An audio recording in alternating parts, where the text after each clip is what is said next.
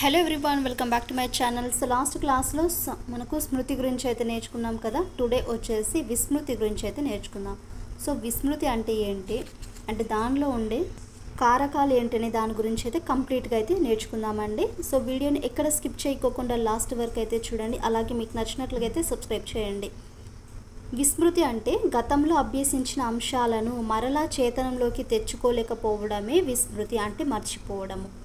గతంలో అభ్యసించిన అంశాలు ఏదైనా సరే, అభ్యసించిన అంశాలు కానీ మళ్ళీ మనకు అవి చేతనంలోకి అంటే గుర్తుకు తెచ్చుకోవడానికి చేసినా కూడా మర్చిపోతాము. సో అలాంటి వాటిని ఫర్గెటింగ్ అంటారు. విస్మృతికి ఫర్గెటింగ్ అంటారు. గతంలో అభ్యసించిన అంశాలు మరలా చేతనంలోకి తెచ్చుకోలేకపోవడమే విస్మృతి. విస్మృతిపై శాస్త్రీయంగా ప్రయోగాలు చేసిన శాస్త్రవేత్త ఎబ్బింగ్హాస్. విస్మృతిపై ప్రయోగాలు చేసిన శాస్త్రవేత్త ఎవరండి? ఎబ్బింగ్హాస్. ఈ విస్మృతి వక్రరేఖను రూపొందించిన శాస్త్రవేత్తనే ఎబ్బింగ్హాస్. అంటే నేర్చుకున్న మొదటి సమయంలో విస్మృతి అత్యధికంగా సంభవిస్తుందని, కాలం గడుస్తున్న కొద్దీ విస్మృతి సంభవించే శాతంలో తగ్గుదల రేటులో పెరుగుతుందని పేర్కొన్నవారు. మరొకసారి చూడండి. నేర్చుకున్న మొదటి సమయంలో విస్మృతి అనేది అత్యధికంగా సంభవిస్తుంది అండ్ కాలం గడుస్తున్న కొద్దీ విస్మృతి సంభవించే శాతంలో తగ్గుతున్న రేటులో పెరుగుతుందనేసి పేర్కొన్నవారు ఎబ్బింగ్హాస్. ఓవరాల్గా చూసుకుంటే మనకు ఎబ్బింగ్హాస్ ఎక్కువ కనిపిస్తున్నారు కదా. సో విస్మృతిపై శాస్త్రీయంగా ప్రయోగాలు చేసిన శాస్త్రవేత్త ఎబ్బింగ్హాస్. విస్మృతి వక్రరేఖను రూపొందించిన శాస్త్రవేత్త కూడా ఈయనే. అలాగే నేర్చుకున్న మొదటి సమయంలో విస్మృతి అనేది అత్యధికంగా సంభవిస్తుంది అంటే కాలం గడుస్తున్న కొద్దీ విస్మృతి సంభవించే శాతంలో తగ్గుతున్న రేటులో పెరుగుతుందనేసి పేర్కొన్నవారు కూడా ఎబ్బింగ్హాస్. మరి ఇక్కడ కాల వ్యవధి ఇచ్చారు, డ్యూరేషను, అలాగే విస్మృతి శాతం ఎంత ఉంటుంది, ధారణ శాతం అనేది ఎంత ఉంటుంది అనేది చూసుకుంటే 20 minutes టైంలో మనం విస్మృతి శాతం ఎంత ఉంటుందంటే ఇక్కడ 47% అయితే ఉంటుంది. అలాగే ధారణ శాతము 53 ఉంటుంది. అంటే ధారణ అంటే మనకు గుర్తుకుండేది. అలాగే 50 minutes కన్నా చూసుకుంటే 50% 50-50 ఉంటుంది. 50 అంటే 50-50. ఇంకా 1 day కన్నా చూసుకుంటే విస్మృతి శాతం 66 ఉంటే ధారణ శాతం మిగిలింది. ఇక్కడ గుర్తు తెచ్చుకున్నాము అనుకోండి, ఇది కూడా మనకు ఆటోమేటిక్గా వస్తుంది. ఇది చూడండి, 2 days ఉండింది అనుకోండి, ఫర్ ఎగ్జాంపుల్ ఇక్కడ ధారణ శాతం చూడండి ఎంత చాలా ఎక్కువగా ఉంది. 2 రోజులు కన్నా ఉంటే ఇక్కడ చూడండి 72% అయితే ఉంటుంది. అలాగే 6 days కన్నా చూసుకుంటే 75% ఉంటే మరి ధారణ శాతము 25% అయితే ఉంటుంది. అంటే నేర్చుకున్న మొదట నిమిషంలోనే ఈ స్మృతి చిహ్నాల నిర్మాణం జరుగుతుందనేసి దీనినే కన్సాలిడేషన్ అంటారని డక్కన్ అనే శాస్త్రవేత్త పేర్కొన్నారు. అంటే నేర్చుకున్న ఫ్యూ మినిట్స్లో స్మృతి చిహ్నాల నిర్మాణం జరుగుతుంది, దానినే కన్సాలిడేషన్ అంటారని ఎవరు పేర్కొన్నారు? డక్కన్ అనే ఆయన పేర్కొన్నారు. ఈ స్మృతి చిహ్నాల క్రమక్షయం కనుక చూస్తే నేర్చుకున్న ఒక నైపుణ్యాన్ని మరలా ఉపయోగించకపోయినట్లయితే, అంటే యూజ్ చేయకపోయినట్లయితే దానికి సంబంధించిన స్మృతి చిహ్నాల క్రమక్షయం చెంది విస్మృతి అనేది సంభవిస్తుంది. చూడండి, నేర్చుకున్న ఒక నైపుణ్యాన్ని మరలా ఉపయోగించకపోయినట్లయితే దానికి సంబంధించిన చిహ్నాల క్రమక్షయం అనేది చెంది విస్మృతి అనేది సంభవిస్తుంది. దీనిని అనుపయోగం విస్మృతి అంటారు. ఉపయోగం లేని దాన్నే అనుపయోగం విస్మృతి అంటారు.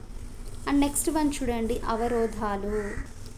మార్నింగ్ టైం కాబట్టి కొంచెం నాయిస్ అనేది ఉంటుందండి. అండ్ నేర్చుకున్న లేదా అనుభవించిన 2 అంశాల మధ్య పోలికలు ఉండడం వల్ల ఒక అంశాన్ని గుర్తుకు తెచ్చుకోవడంలో వేరొక అంశం అనేది ఆటంకపరచడాన్ని అవరోధాలు లేదా జోక్య ప్రభావాలు అంటారు. అంటే నేర్చుకున్న లేదా అనుభవించిన 2 అంశాల మధ్య పోలికలు ఉండడం వల్ల ఒక అంశాన్ని గుర్తుకు తెచ్చుకోవడంలో వేరొక అంశం అనేది ఆటంకపరిచింది అనుకోండి, లేదా అవరోధంగా ఉండింది అనుకోండి, లేదా జోక్య ప్రభావాలు అనేసి వీటిని అంటారు. మళ్ళీ ఇందులో 2 రకాలుగా అయితే ఉన్నాయి. ఈ అవరోధాలలో మళ్ళీ 2 రకాలు అయితే ఉన్నాయి. అందులో పురోగామి అవరోధం అంటే గత అభ్యసనము ప్రస్తుత అభ్యసనాన్ని గుర్తుకు తెచ్చుకోవడంలో ఆటంకపరిచినట్లయితే దానిని పురోగామి అవరోధము అంటారు.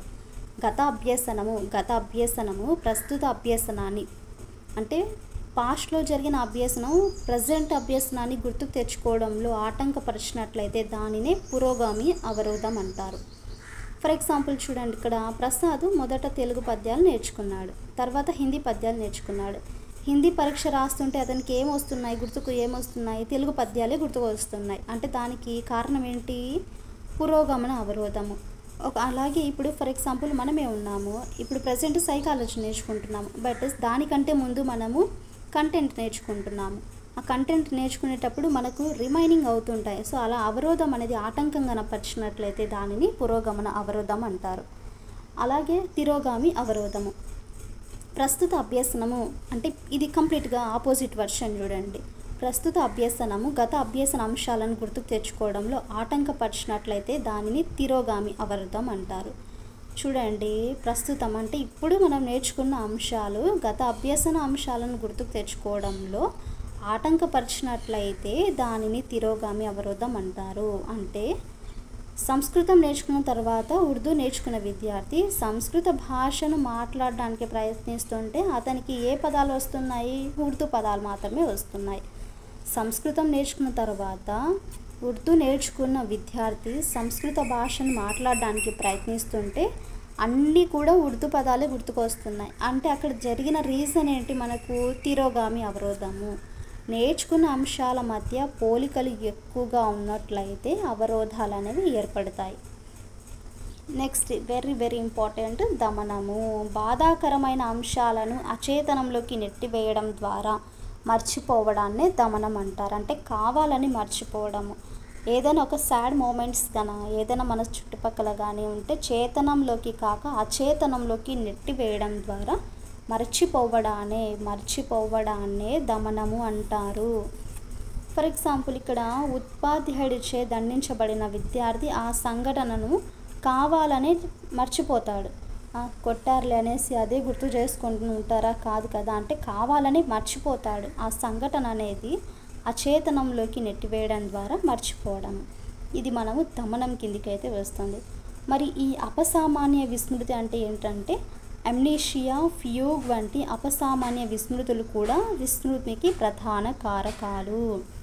అమ్నీషియా, ఫ్యూగ్ వంటి అపసామాన్య విస్మృతులు కూడా విస్మృతికి ప్రధాన కారకాలు. అంటే ఇక్కడ మానసిక కారణాల వల్ల స్మృతి నాశనం సంభవించడాన్ని అమ్నీషియా అంటారు.